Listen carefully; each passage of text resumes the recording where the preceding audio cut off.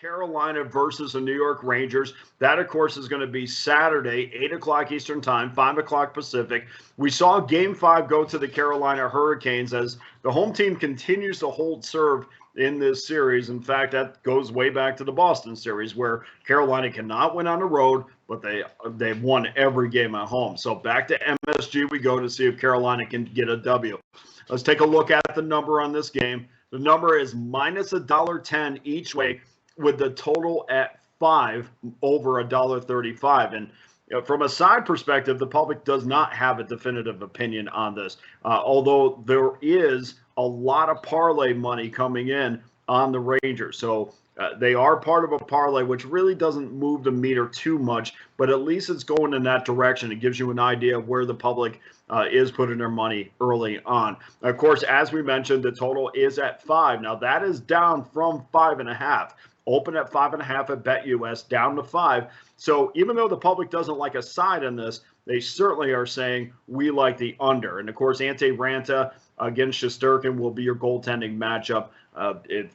Despite anything out of the ordinary happening, and of course, the only thing out of the ordinary to happen would be that Freddie Anderson came back, and that's not going to happen. So Ranta, Shesterkin, and in Game 5, we saw the Hurricanes do two things. We saw him score a shorthanded goal. We saw him score on special teams. And one aspect that you have to look at when you're handicapping games is how much do the team rely on their goaltending. And break that down a little bit.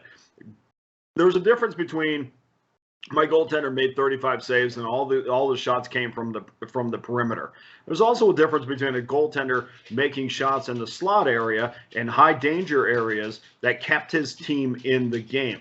And how many of those shot attempts were, your goaltender stood up big, and without him, you would not have won that game. And you could say that a lot about the Rangers this past year, as they have leaned on Shesterkin quite a bit. Now, Antti Ranta has been terrific, but I think how they played in front of him was as impressive. And Ranta, for sure, made some big saves in this game, don't get me wrong, but he was not tested on a consistent basis. And that's one of the things that I think we can take into the next game.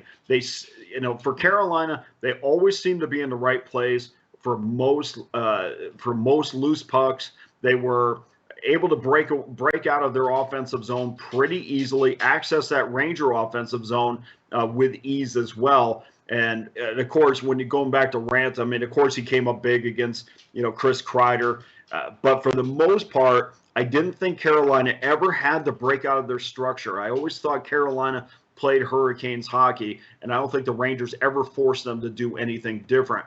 I think for New York, they're going to have to find more passing lanes. They're going to have to find more shooting lanes, and the way you do that is quick passes and movement on the ice. And we see this in basketball a lot, where guys are on the low block and they're trying to present themselves as a passing opportunity. It's really no different in hockey too. If you watch what happens without the puck, away from the puck, guys are putting themselves in position to receive a pass, or at least put their stick in a position. A lot of times you'll see guys that are not in position themselves, but their stick is, because so much of the game today is redirects. And that's what, these guys are fantastic at it now, which is a major difference between what hockey is now and what it used to be. But anyway, from when you limit the Rangers to just 17 shots on Ranta, you spend the majority of your time in their offensive zone. Possession time, which is another tool that I like to use, was absolutely in favor of Carolina. They owned this game. When I see those, that is a definitive advantage regardless of where you play. And now I just have to decide whether or not I think that's going to change when they go to MSG. I think Carolina would do themselves a favor.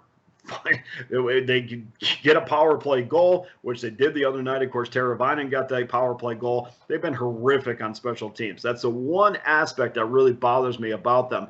But if the Teravainen goal really pushes them forward, I think that's going to make Carolina even stronger. So for tonight's official selection on tomorrow's game, I think we're going to see some even more separation between these two teams. I anticipate that's going to continue in Game 6, the separation, as the Hurricanes put an end to Gerard Gallant's team. The over is 10-4-1 in the Hurricanes' last 15 games on the road. So we're going to go Carolina minus $1.10, over 5 minus $1.35. Make sure you go out and get that 5 because I'm not sure it's going to be there tomorrow. So minus 10, over 5, minus $1.30.